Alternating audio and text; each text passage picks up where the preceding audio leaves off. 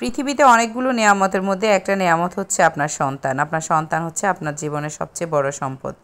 এটা আসলে কেন বললাম, মানে আমরা আসলে সারাক্ষণই তো বাচ্চাদের পিছনেই সময় দেই।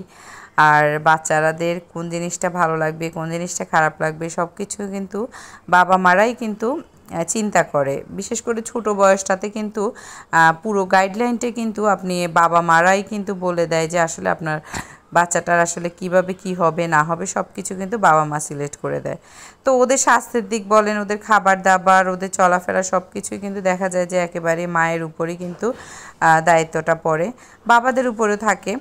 তো আর এদিক দিয়ে দেখা গেছে যে আলিনা অনেক দিন ধরে আসলে ও চুলটা বড় হয়ে গেছে, মানে একদমই মেনটেন করতে পারছে না। আর স্কুলে যাওয়ার সময় দেখা যায় যে একেবারেই সময় থাকে না চুল আঁচড়ানোর, একেবারে 7টা বাজে ঘুমের থেকে উঠে মানে ও বিরক্ত ফিল করে।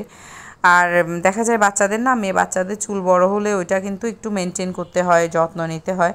তো আমার যেহেতু আসলে ছোট আরেকটা বেবি আছে, সেহেতু আমার আসলে ওভাবে করে যত্ন নেওয়াটাও অনেক কঠিন হয়ে যায়।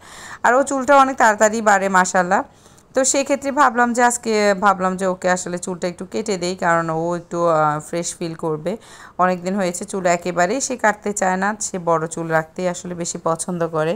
বড় চুল তার খুবই পছন্দ। তো আমি বলেছি তুমি যখন বড় হবা তখন তুমি নিজেই যত্ন করতে পারবে, তখন তুমি চুল বড় রাখবে। দেখতে পাচ্ছেন যে বড় বড় চুলগুলোকে একেবারে পার্লারে নিয়ে আমি ছোট করে দিয়েছি, যে একদম ছোট করে দিয়েছি যাতে করে আসলে মেনটেন করাটা সহজ হয় আর কি। কারণ এখন হচ্ছে আসলে পড়ালেখার বয়স, এখন যদি বেশিরভাগ সময় আপনি চুলের পিছনে দিতে যান বা অন্য অন্য সাইটে দিতে যান, তখন কিন্তু আসলে পড়ালেখার জন্য বা ওর মেধা বিকাশের ক্ষেত্রেও কিন্তু অনেক ঝামেলায় পড়ে যায়। তো সেই জন্য আসলে চুলগুলো কেটে আসলাম। এই তো, আল্লাহ হাফেজ।